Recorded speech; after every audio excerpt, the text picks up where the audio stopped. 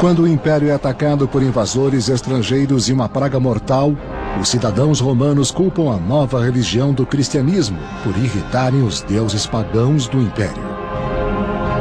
Desesperado, o imperador Décio apela para a violência, sacrificando as vidas dos cristãos para recuperar o auxílio dos deuses. Agora, ameaçado pelo ataque bárbaro em todas as frontes, o povo de Roma vive com medo constante. Como a crise aumenta, os rebeldes tomam o controle, dividindo o império contra si mesmo. Até que um novo soberano emerge. O nome dele é Aureliano, e ele unifica o império utilizando sua maior reserva de força: o exército. Roma, ascensão e queda de um império, o imperador dos soldados.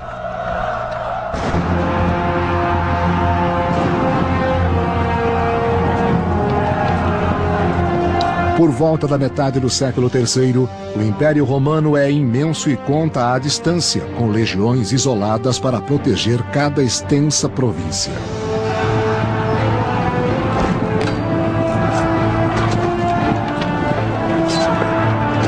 As tropas a este ponto eram forçadas a uma situação onde às vezes tinham que contar com o espírito de iniciativa. A superestrutura imperial estava muito distante delas. Os imperadores as fizeram para os conflitos de fronteira, muitas vezes depois que eles tinham deixado tudo fora de controle.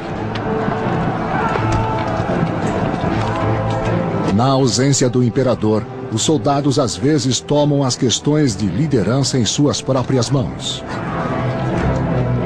O imperador não pode estar lá. Então existe um pouco de impulso.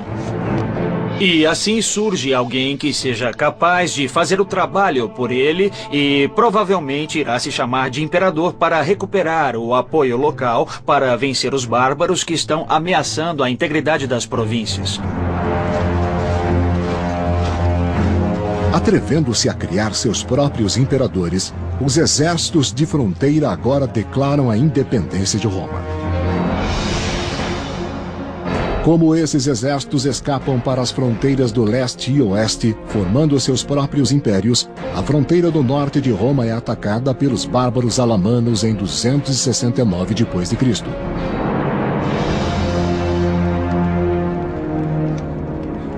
Em seu palácio em Roma, o verdadeiro imperador romano, Cláudio II, está perturbado pelo ataque bárbaro devastador em solo romano. As tropas inimigas vieram por aqui e nós estávamos acampados aqui deste outro lado. Os inimigos do outro lado dos Alpes fizeram mais do que invadir o Império Romano. Pela primeira vez num período de tempo extraordinário, eles na verdade cruzaram os Alpes, entrando na Itália.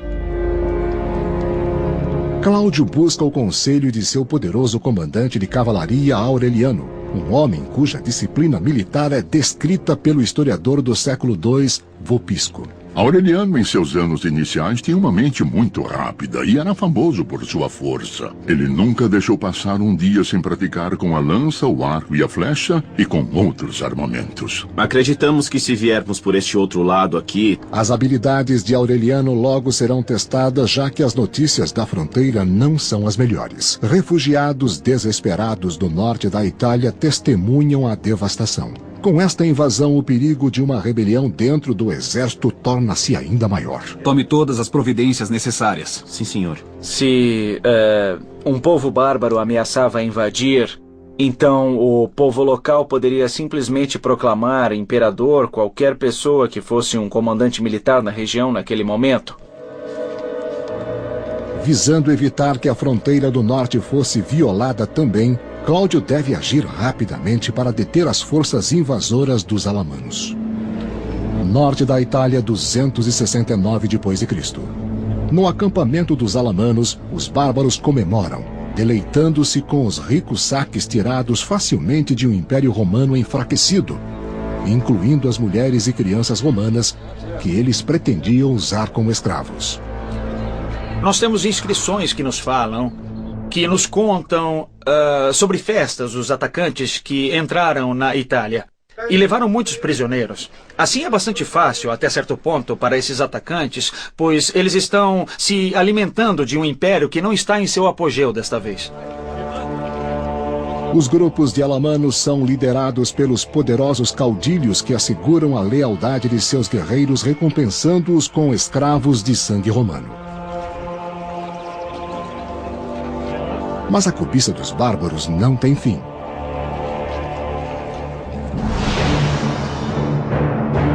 O imperador Cláudio é forçado a marchar com seu exército de Roma, encontrando os guerreiros alamanos no lago de Garda, no norte da Itália. Cláudio e seus homens enfrentam um inimigo brutal. O historiador do século IV, Amiano Marcelino, escreveu: Adiantando-se com mais pressa do que cuidado, eles se jogavam sobre nossos esquadrões a cavalo com terrível ranger de dentes e mais fúria do que ao usual. E um tipo de loucura reluzia de seus olhos.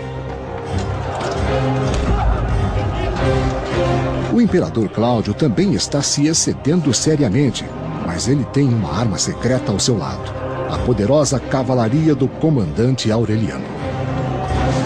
Ele era conhecido como Mano ad Farum, que quer dizer mão pronta para a espada. Pronta para entrar em ação quando a ação é necessária. Honrando seu nome, Aureliano ajuda Cláudio a retirar à força os alamanos, matando metade e levando o resto de volta aos Alpes.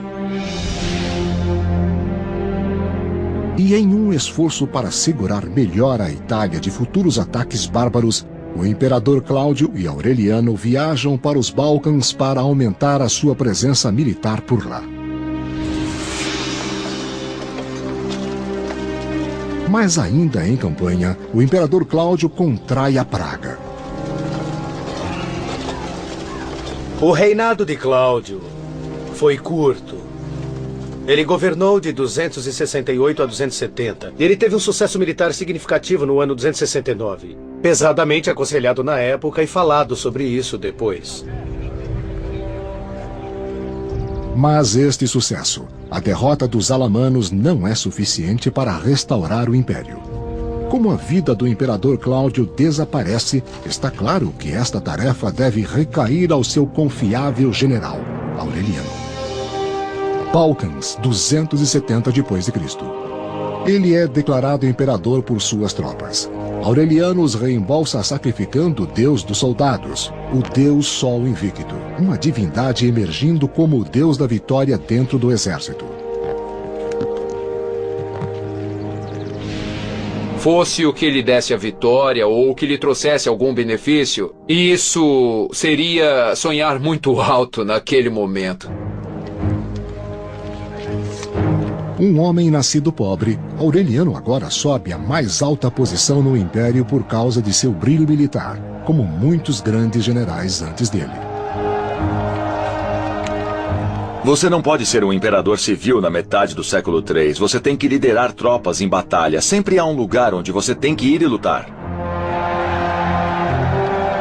Aureliano irá precisar da lealdade dos soldados e da força do deus deles, conforme ele enfrenta um inimigo conhecido.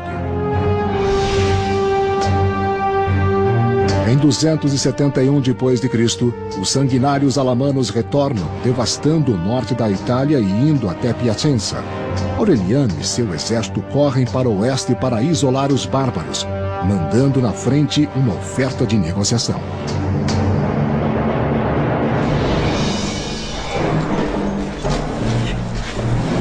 Mas os alamanos tinham outros planos. Ele convidou os bárbaros a se entregarem, mas aparentemente eles responderam que eram homens livres e queriam mostrar como os homens livres podiam lutar.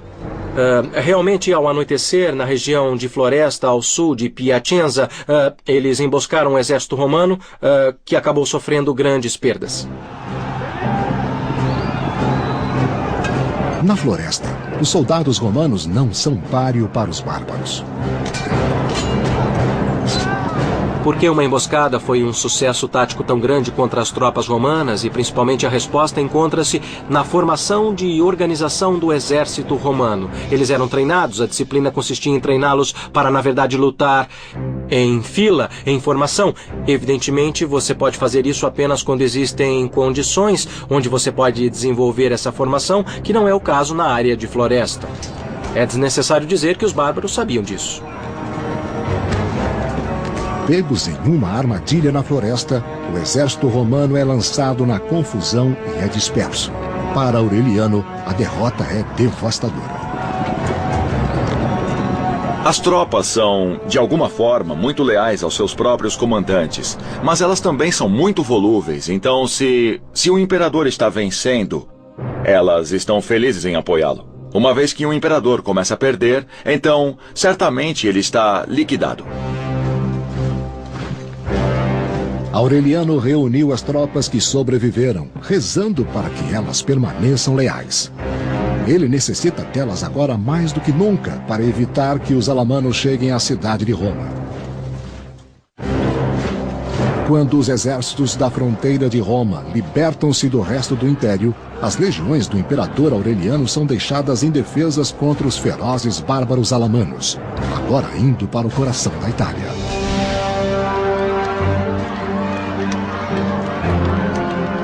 O terror toma conta do povo de Roma, conforme eles temem a chegada iminente dos bárbaros.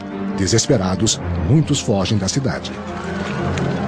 A derrota do exército romano, do exército aureliano, criou pânico em Roma, porque não havia nenhuma força para ficar entre os bárbaros e a cidade. Aqueles incapazes de fugir amotinaram-se nas ruas, enfurecidos pelo fracasso de Aureliano em manter os bárbaros fora da Itália. A população de Roma não parecia ter entendido que, tornando-se uma vasta cidade no meio de um império, cujos exércitos concentrados na fronteira os abandonaram, ela era peculiarmente vulnerável se um exército, na verdade, entrasse na Itália. Mas antes que os guerreiros alamanos possam alcançar a capital, Aureliano é finalmente capaz de isolá-los em Fanum, a 290 quilômetros de Roma.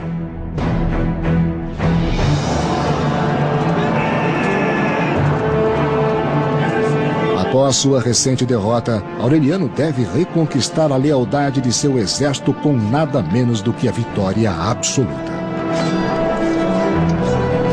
Os imperadores sempre confiaram no apoio do exército. E imperadores podem ter se apresentado como campeões da república. Mas, na verdade, a realidade fundamental dos poderes imperiais sempre dependeu do exército. Juntos, Aureliano e seus soldados ensinaram aos seus inimigos bárbaros uma lição de disciplina romana. Eles aprenderam agora que quando não houvesse uma oportunidade para o exército romano desenvolver uma formação, eles não tinham chances. Sufocados, muitos guerreiros bárbaros morreram na água no rio Metal.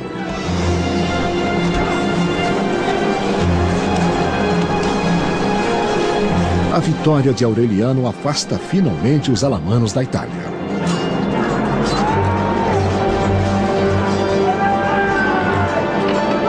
E recupera a confiança. Sem dúvida, o seu triunfo estimulou a moral em um momento em que ela havia sido bastante abalada.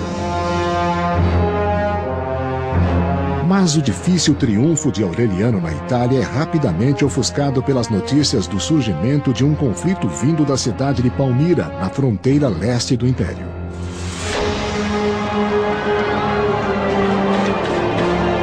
Por mais de 10 anos, começando bem antes do reinado de Aureliano, invasores estrangeiros atacaram fortemente as províncias do leste de Roma, incluindo Palmira, ameaçando atravessar a fronteira enfraquecida. E esse fluxo em andamento de populações, algumas delas eram altamente militarizadas e usavam táticas bastante diferentes das que os romanos usavam, causaram problemas muito profundos nas províncias do leste.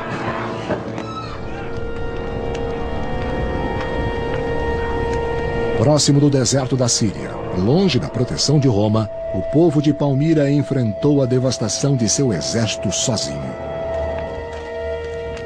Esses oponentes também estão tirando vantagem da ausência do imperador para assumir o controle, para reduzir as fronteiras, o que eles fazem com sucesso, e também para extorquir pagamentos dos romanos. Contando os corpos de seus mortos, os palmirianos finalmente se cansam de esperar por ajuda da distante Roma. Essas pessoas dessas diversas áreas que são ameaçadas pela invasão desejam ser mais bem protegidas. Assim, pedem ajuda aos defensores locais para desempenhar o papel que os imperadores pareciam incapazes, porque os imperadores não podiam estar em todos os lugares. Em um ato descarado de revolta, o exército palmiriano cuidou do assunto com suas próprias mãos.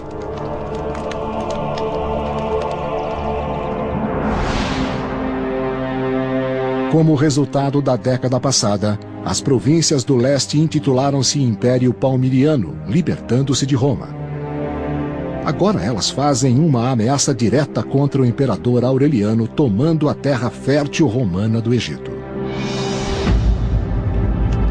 Egito, 271 d.C.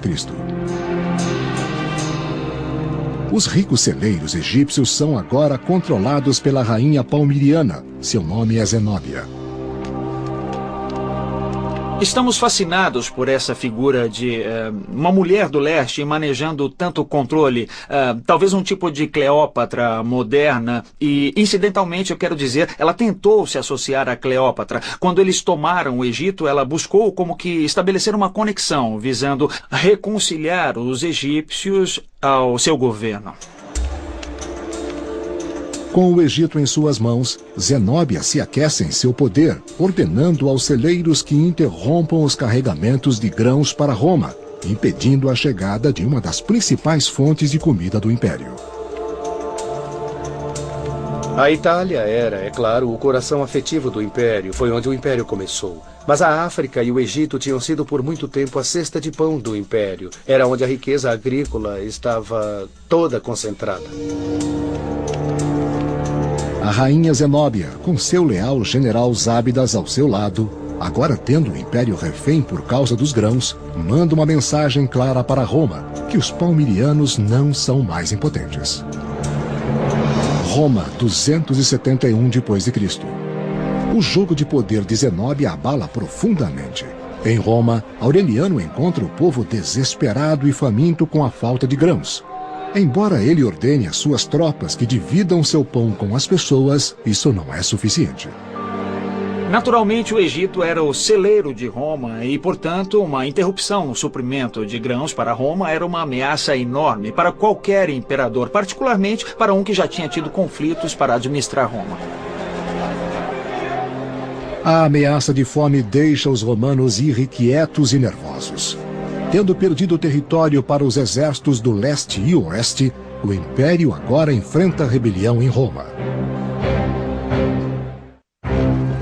Tendo aliviado Roma da ameaça dos bárbaros alamanos, o imperador Aureliano enfrenta uma nova crise quando a usurpadora palmiriana, a rainha Zenóbia, interrompe os carregamentos de grãos egípcios para Roma, ameaçando a cidade com a fome. Roma, 271 d.C. Logo, os romanos se voltam contra o imperador Aureliano. A propósito, a violência que esta rebelião fez surgir estava a um nível não visto desde os tempos republicanos.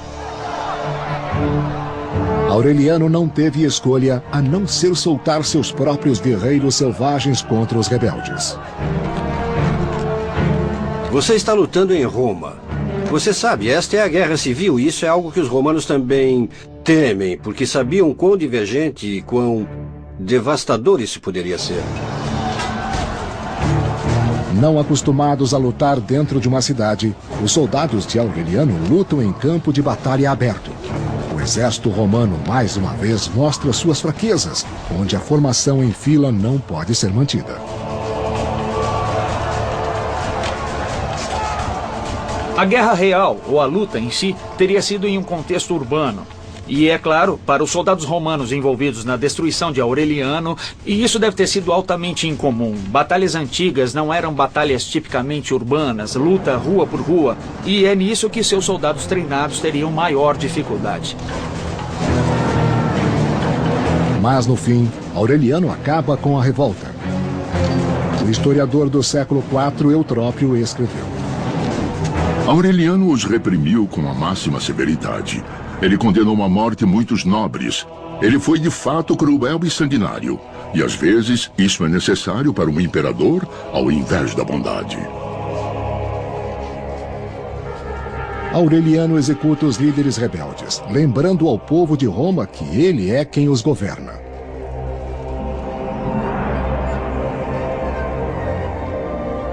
O imperador esmagou a resistência. Ele agora reconstrói os muros da cidade contra as forças externas. Roma será forte e segura em suas mãos. Tome todas as providências necessárias. Como resultado da crise militar no norte da Itália no início de seu reinado, o imperador Aureliano determina que a cidade de Roma deveria ser equipada com novos conjuntos de muros. Esse foi o primeiro realmente significante novo conjunto de muros construídos pela cidade de Roma desde quase 1000 anos antes. Aureliano agora se volta para a crise do Império da Palmira. Ele deve obter seu suprimento de grãos para evitar a fome em Roma. Suas rações de pão não irão durar para sempre. Bem, Aureliano estava determinado a reafirmar o controle sobre todas as áreas de seu império e assim ele vai para leste em 272 para recuperar o controle. Seu primeiro alvo é a antiga cidade romana de Antioquia, então parte da região maior chamada de Síria. Antioquia, 272 d.C. Antioquia é uma cidade movimentada, inestimável para Roma como um centro rico em comércio. Mas agora, sob o controle do Império Palmiriano, ela se torna um porto seguro para a fugitiva rainha Zenóbia. Zenóbia e seus generais sabiam com certeza que a Antioquia seria a primeira cidade, a primeira coisa que Aureliano teria conquistado ao entrar na Síria. Assim ela se defendeu com uma barricada na cidade e Zábidas conduziu o exército para a planície de Orontos, a oeste do lago Antioquia.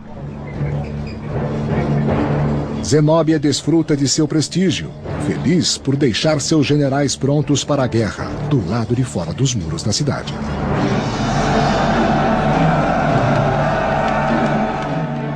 O general Zábidas da rainha Zenóbia encontra o exército de Aureliano em batalha.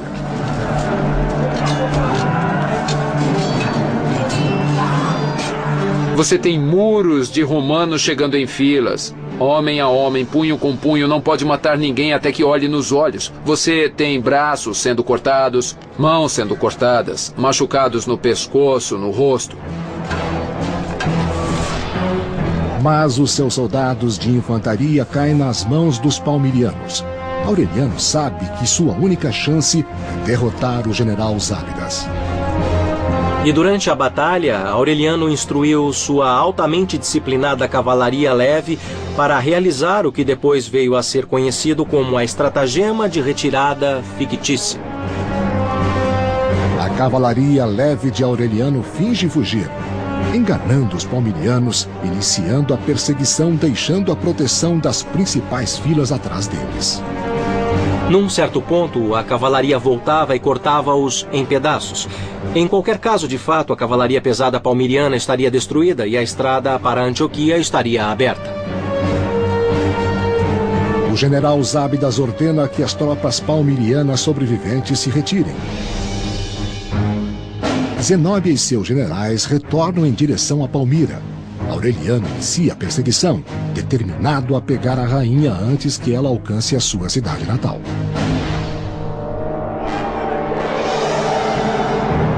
Mas no deserto siriano, Aureliano enfrenta um obstáculo inesperado. Temos que lembrar que é verão, é quente no deserto. Então, importunados pelo verão quente e os árabes, os nômades árabes que tinham permanecido leais a Zenóbia, Aureliano e seu exército foram perseguidos ou empurrados para Palmira. Mas um ferimento de flecha retarda a perseguição de Aureliano, dando a Zenóbia tempo de chegar em segurança a Palmira. Amaldiçoando seus atacantes nômades, Aureliano promete capturar a rainha deles. Em 272 d.C., o imperador Aureliano derrota o exército da rainha Zenóbia na Antioquia, mas em perseguição à rainha em fuga, Aureliano é emboscado, permitindo que ela chegue em segurança a Palmira. Agora, com ordens para se render a Aureliano, que sitiou a cidade, Zenóbia escreve a ele uma contundente repreensão no estilo da sua modelo Cleópatra. Seja lá o que deve ser alcançado em questões de guerra, deve ser feito só pelo valor. Você exige minha rendição. No entanto, você não estava consciente que Cleópatra preferia morrer como rainha do que permanecer viva, por mais alta que fosse a sua classe social. Apesar da sua ousadia, a orgulhosa rainha sabe que ela não está segura na cidade por muito tempo.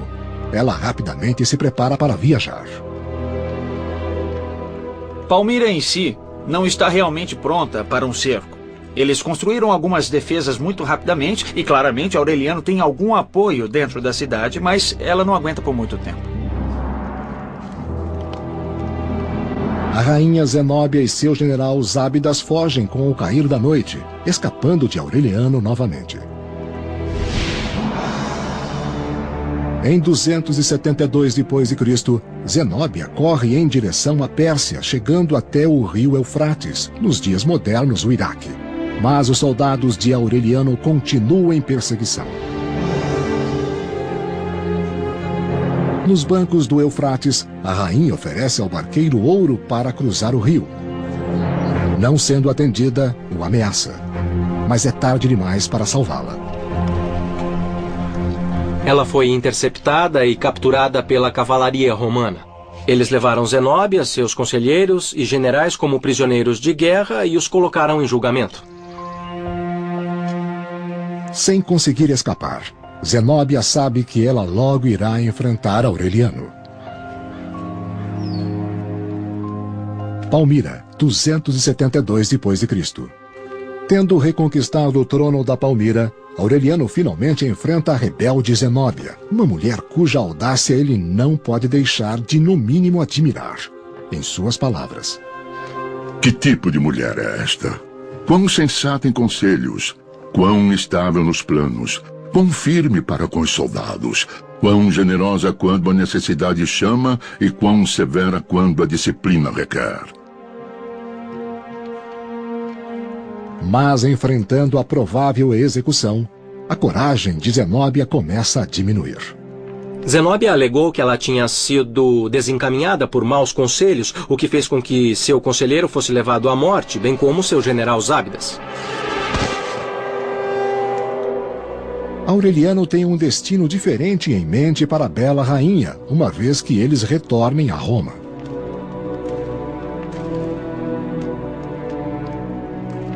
Mas antes de deixar Palmira, Aureliano visita um templo onde ele irá pagar tributo a apenas um deus. Deus dos soldados, o Sol Invicto, que assegurou sua vitória em solo estrangeiro.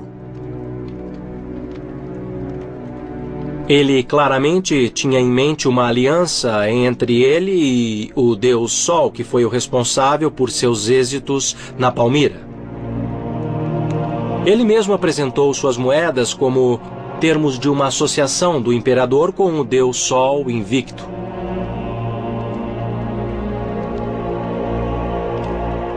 Estamos indo para essa dimensão de associar o imperador muito intimamente com uma divindade em particular que claramente deu o sucesso que Aureliano tinha desfrutado. O povo pode acreditar.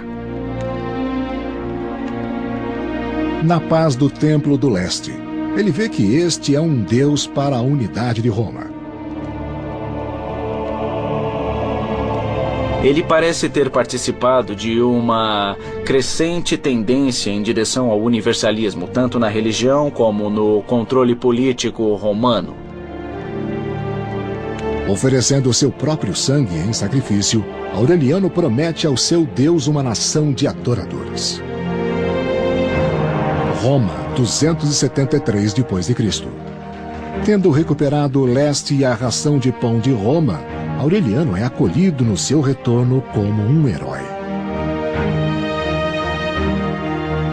Pode ter sido assinalado para os romanos um fim para o que tinha sido quase meio século de sequências de catástrofes militares, seguidas por recuperação, seguida por catástrofe, seguida por recuperação ilusória de novo. Aureliano tem um outro objetivo em Roma. ele irá usar as riquezas tiradas do leste para afirmar o Deus do soldado, Sol Invicto, como a única divindade do Império. O trabalho logo inicia, na construção de um novo templo. Ele, na verdade, estabelece um novo culto, o equivalente à religião oficial do Estado em Roma. Ele constrói um templo magnífico para Sol em Roma, que ele mobiliou com saques de Palmira. Mas a religião deve esperar por enquanto. Aureliano tem mais batalhas para lutar antes que o Império esteja completamente recuperado. Ao norte, os territórios romanos da Gália e Britânia estavam sujeitos a governos ilegais de um exército romano rebelde, que chama sua dominação de Império Gaulês.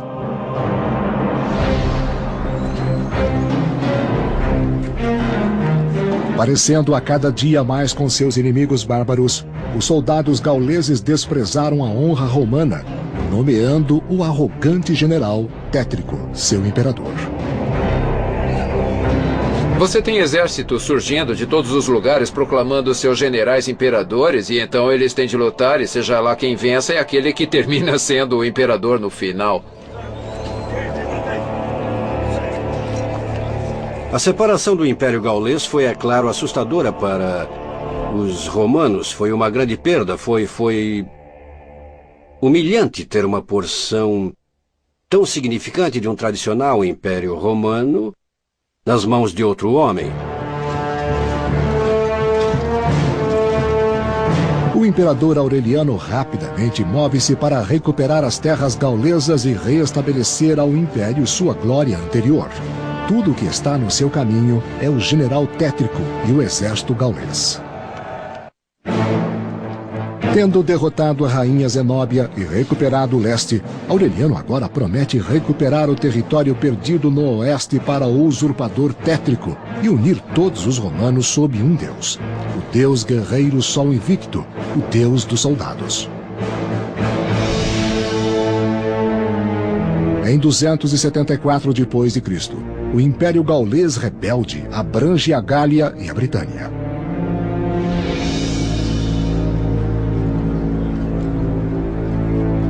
Lá, o imperador general Tétrico e seu exército se tornam iguais a seus inimigos bárbaros. Indisciplinados, eles se alegram em atormentar seus prisioneiros. O trabalho do soldado imperador era tremendamente perigoso porque ele estava no poder só porque era proclamado por suas tropas. Mas é uma coisa muito difícil, uma vez no poder, conseguir mantê-lo. Porque você tem que evitar conflitos internos com outros generais em potencial que veem a si mesmos como possíveis imperadores. Tétrico não pode demonstrar qualquer fraqueza para com suas tropas. Mas na privacidade de seu palácio, Tétrico consulta seus conselheiros, tentando determinar onde seu próximo rival vai surgir. Tétrico conseguiu sobreviver nos anos anteriores a diversas disputas internas, algumas, na verdade, conduzindo a considerável derramamento de sangue entre líderes rivais na Gália. Ele planeja algum dia deixar o reinado para seu filho, estabelecendo uma dinastia em seu próprio nome. Mas relatórios de um novo desafiante agora ameaçam destruir este sonho. Parece ter ficado claro para ele que o resultado do seu sucesso estava no leste. Aureliano estava indo e já estava marchando na Gália na tentativa de reintegrar a Gália ao Império Romano. Com a notícia da aproximação de Aureliano, o inconstante general Tétrico culpa seus adversários, atacando violentamente qualquer um perto dele.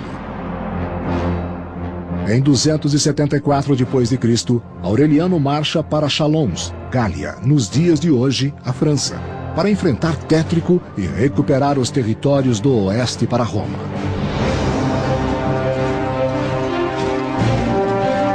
Aureliano e seus homens encontram o general Tétrico nas florestas de Chalons, onde a luta é agressiva. O exército de Aureliano provavelmente tinha mais cavalaria do que os exércitos imperiais tradicionais tinham tido até agora.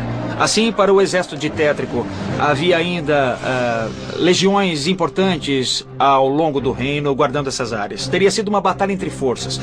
Forças muito similares, com um armamento similar à disposição deles e, portanto, o mais sangrento e mais devastador de todos os exércitos envolvidos. O exército do general Tétrico agora carrega a maior parte da vingança de Aureliano. Tendo se atrevido a nomear um outro homem como seu imperador, são eles que permanecem a maior ameaça. Parte da crise do século III é a importância que o exército exerce na escolha de um imperador. Isso é algo que é relativamente novo no mundo romano. E é um resultado decorrente da guerra constante. Ele se torna mais poderoso, se torna mais capaz de escolher imperadores e se torna mais capaz de impor suas próprias escolhas de imperadores em Roma. Aureliano não pode permitir esta ofensa ao seu poder. Como o exército do general Tétrico falha, Aureliano ordena que suas tropas o matem, sem mostrar perdão. Algumas fontes dizem que Tétrico percebeu qual era o jogo antes mesmo da batalha, mas parece, no entanto, que ele lutou até o fim e este foi o fim de Aureliano que obteve a vitória.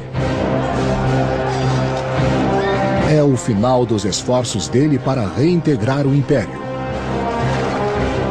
Ele faz o usurpador general Tétrico prisioneiro.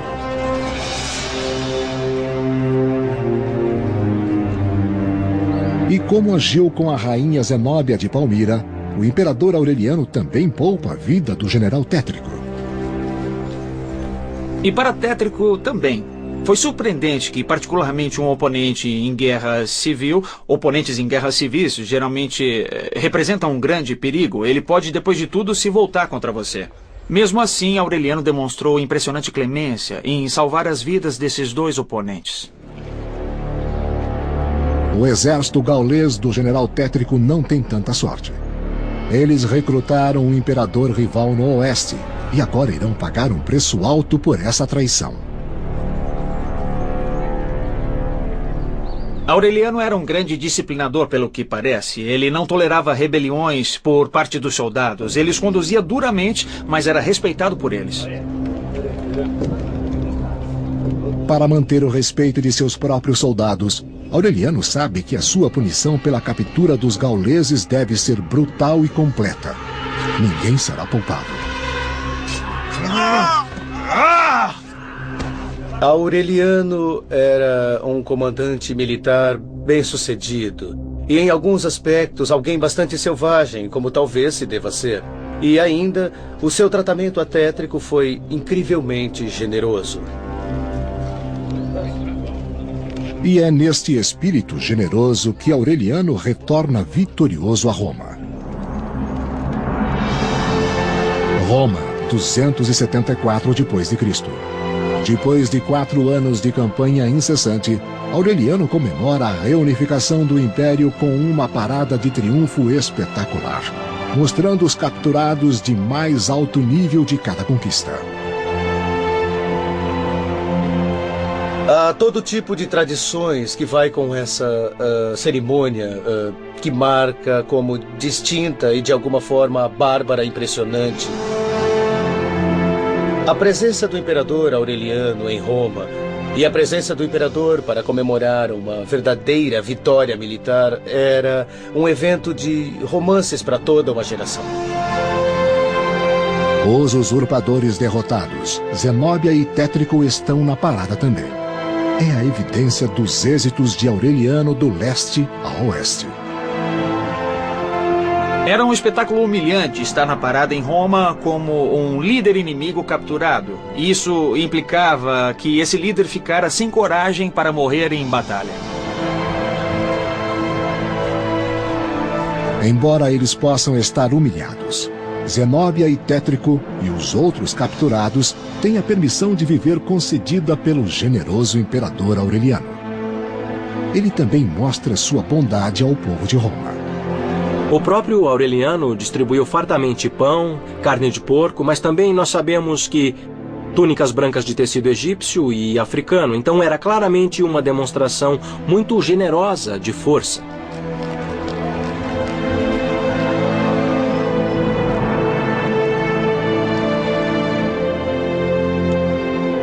Agradecido por seu triunfo, Aureliano consagra o templo que ele construiu para o deus dos soldados, Sol Invicto, cujo poder e favor ele acredita o tornaram invencível.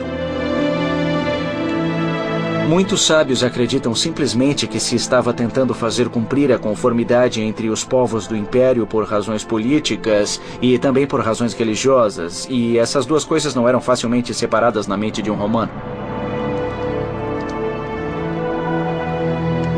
Aureliano decreta que este dia, 25 de dezembro, será comemorado todos os anos como o nascimento do deus Sol Invicto. Imperadores posteriores, também buscando unir Roma com a religião, irão adotar esta data para o nascimento de Jesus Cristo.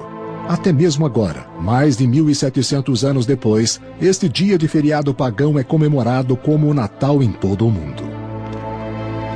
Durante todo o Império, no século III, há claramente um movimento em direção ao monoteísmo, em direção a cultos diferentes que acreditam em um único Deus, e em algumas vezes em um único Deus reparador.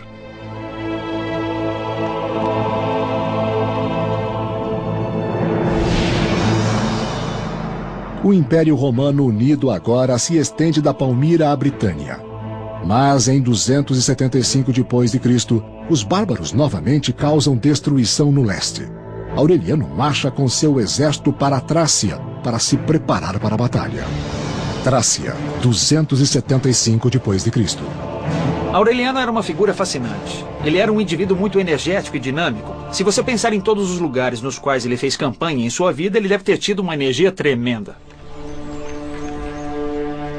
E é esta energia que dá a ele a lealdade de suas tropas.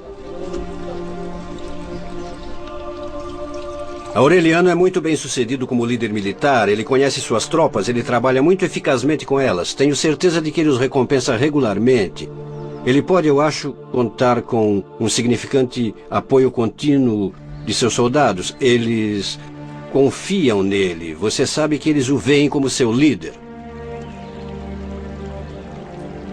Tendo trazido a esses soldados a glória e honra de uma vitória inimaginável, Aureliano nunca suspeitou da traição que se inflamava entre suas fileiras.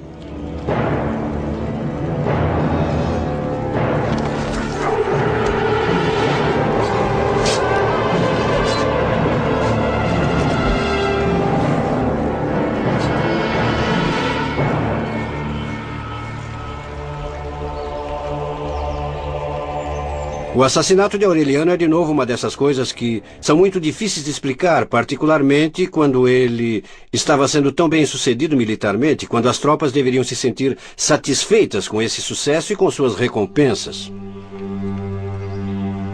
Seus atos traiçoeiros abalam e deixam o Império em choque.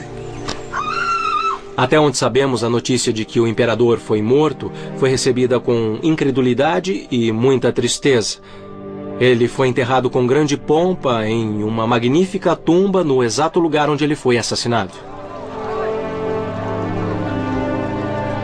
Roma chora a perda de um grande imperador, um que salvou o império do colapso certo.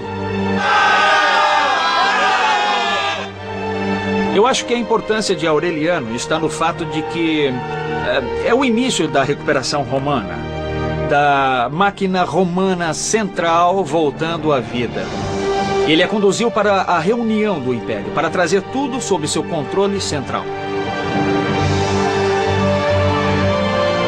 Mas no final, nem mesmo o Deus dos soldados pôde protegê-lo das espadas dos traidores, e o Império que ele havia trabalhado tão duro para unir se fragmenta novamente.